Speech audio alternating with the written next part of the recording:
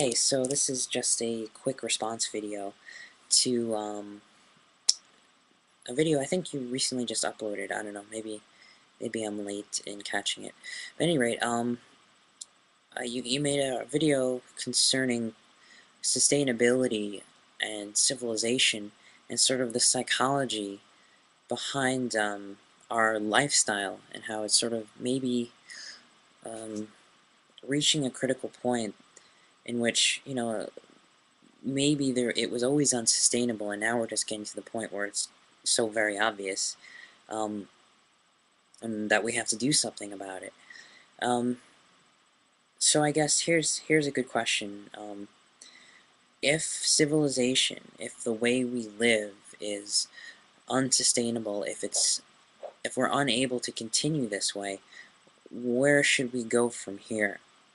Because I know some people argue we should just abandon civilization and return to the forests. But the sad state of affairs, of course, is, what forests? Um, there's just too many of us now, and somebody's bound to start building up again. So what can we do as a civilization? Because now it's become everybody's problem. It's in a way, we've woken up in a time and in a place that's so very different than our ancestors. Even the Native Americans, 100, 200 years ago. Um, we're in a world where our actions are now irreversible, and we are faced with the problem of learning how to create a civilization that is sustainable and hopefully smaller in the future, but nevertheless sustainable and yet vast civilization. Is this possible? And I think the only ways to really do that is to look to more ecological and organic sciences and try to have a humble appreciation of nature when we invent machines and invent technologies that will help gain harmony and resonance with nature instead of manipulation and control. Because I just did another video blog, actually. I wrote a blog very much similar to what you were talking about. Um, but consider it this way, I guess. Here's an interesting way to tell the story. So, 10,000 years ago or so, something happened to human beings.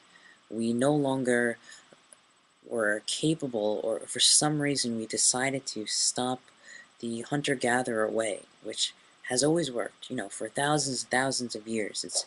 It always has been successful, relatively speaking. It's a stable niche for humanity. And for some reason, 10,000 years ago, we walked away from it. We literally stopped walking and started, as you mentioned, planting seeds and tilling the soil and domesticating animals and so on and so forth. So the real questions, I guess, are why? Why did we do this? And if we can understand why we did this, maybe we can understand ourselves better. We can understand our origins. And I guess the next possibility is seeing uh, alternative routes, different ways we can build a civilization that not necessarily go back, but somehow go forward. How can we go forward? And that's the big problem.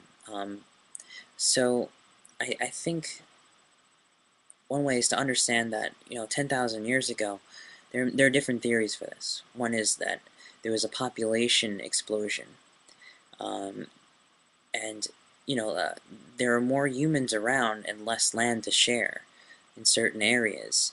And because of this, we began to reorganize ourselves and also brush up against other social tribes. And so our social intersubjective, intercultural sphere grew right there and became, intertribal, or perhaps tribes band together because either one found a very successful way to grow food in light of some kind of different new adaptation, or perhaps they had more people and they decided to make more food. Maybe they didn't really think about sustainability in the same way. Um, Another possibility is that resources and climate changed in certain areas, which made food either more abundant or more scarce, and force people to adapt new ways to make food. If they couldn't travel around hunting, well, then maybe they would begin to gather things, and perhaps someone created the invention, as people had done in the past already at that point, with basic tools and artwork, um, and began to try to adapt new methods to survive. We're very adaptive, um, intellectually, mentally, we're very creative, so we kept adapting newer and newer ways. But here's the problem. Go 1,000, 2,000, 3,000 years after this adaptation, we begin to forget our origins. We begin to forget the niche that we once had. And all of a sudden, humans who are born into a city-state no longer have that connection with nature anymore. We forget. It's almost like a...